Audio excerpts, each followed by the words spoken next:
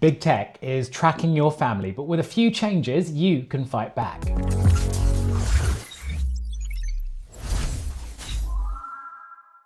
In this video, I'm going to get you on the road to de-Googling your family, taking back control of your digital lives, stopping your kids from becoming machine learning products. By the end of it, you'll be able to set up your kids on a privacy-first email, using a privacy-first browser, navigating the internet in a privacy-first way. Hi, I'm Freddie Tennyson. I'm a BBC journalist, and over the past few years, I've noticed how big tech has been quietly reshaping our society and eroding our privacy. It doesn't have to be this way. I want to help the next generation live better online lives. We are all being tracked online. Targeted advertising is now a $1 trillion industry, with just a few online companies behind over half of that. They're feeding off your interactions, and here's the thing, like all big businesses and tapeworms, they need more. But these companies are growing so big, they're basically unaccountable.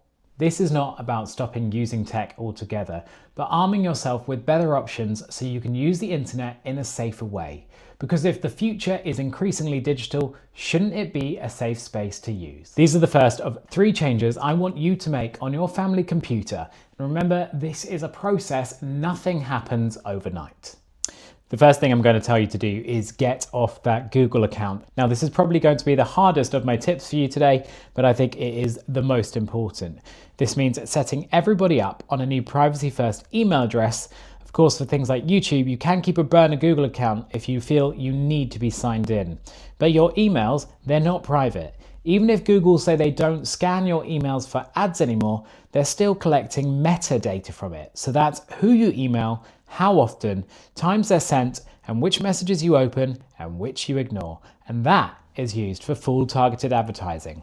Now, I've done a lot of research into alternative options, and the one I'm using, and I think is the best option for most, is Proton. Now, this is a paid for service, but by the end of my relationship with Google, I was having to pay for so much data and storage because I've amassed so much over time. So it really didn't make that much difference in the end anyway. What's good about Proton is it also comes with a family account with about 6 additional email addresses, so you don't have to set up individual accounts for everybody. Proton claims its emails, calendars and files are all properly encrypted, no ads, no profiling, your data isn't turned into a revenue stream, and what I also like is that it tells you when the sender has put trackers into the email it sent you. Now, the other thing I really like, and what I thought I was going to miss the most from Google, is the drive. Proton comes with its own drive. So I use that for docs, storage, calendar, and it even comes with a VPN. I still use Google Sheets because I haven't found an alternative for it, but hey, every step is progress, right? What I would suggest for you switching over is start by using the Proton Import Assistant to get all your emails over from Gmail. When I was doing it, I set up an auto reply on my Gmail account, so every email I received there, it said, hey, I'm no longer using this email address, you can find me here. And then I also set up an auto forward so that all those emails were going to my new email address anyway. It's been about 12 months, I would say, by now, and I am ready to switch it off. I hope everybody's got the message, literally, by now. Then you want to update your logins to your new Proton email, starting with the most critical first. This was a bit much, but I had to go through all the things I'd clicked signed in with Google and slowly unlink them. That was either creating new accounts altogether or updating my email address in the settings. Next, you want to find a new browser for that home computer. So that means leaving the Chrome ecosystem, and that does not mean using Microsoft Edge or Safari. No, this is something different. The one I recommend for most people starting out on their privacy journey is the Brave browser. It blocks fingerprinting, ads and tracking right out of the box, and it's based on Chrome, so it looks a lot like Chrome and it's pretty straightforward to use. The next step is finding a new search engine, something that you're going to have to set as your default search engine on your new browser so that you automatically search there every time. No going back to Google. There is one built into the Brave browser. I quite like it. I've been learning to quite like it, but here are the other options I generally suggest. The first one is Qwant, Qwant.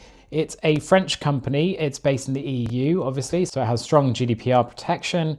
It has neutral results. There's no filter bubble because the results aren't based on your past activity. There's no tracking. Quant doesn't log your searches or build an ad profile.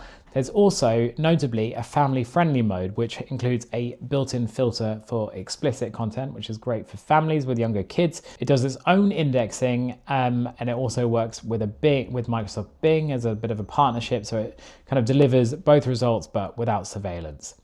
The next option is a company called Startpage. Now, they are also based in the EU, they're in the Netherlands. Startpage is sort of acting as an intermediary between you and Google. So it's offering you Google's results, but without Google's tracking. It doesn't log your IP or track your cookies, so your searches aren't tied to you. Startpage also comes with a proxy option, so you can visit sites without revealing your IP address. Now, how they compare? Well, Quant, I would say, is best if you want completely independent search and kids safety. Startpage is best if you still want to hold on to those Google results, but you don't want the tracking. Now, these small changes will give your family choice in a digital world and help you navigate the internet in a more safe way. Now, if you want more tips on de-Googling, securing your family's algorithms, and generally building a healthier internet life, then subscribe and join me, Freddie Untracked.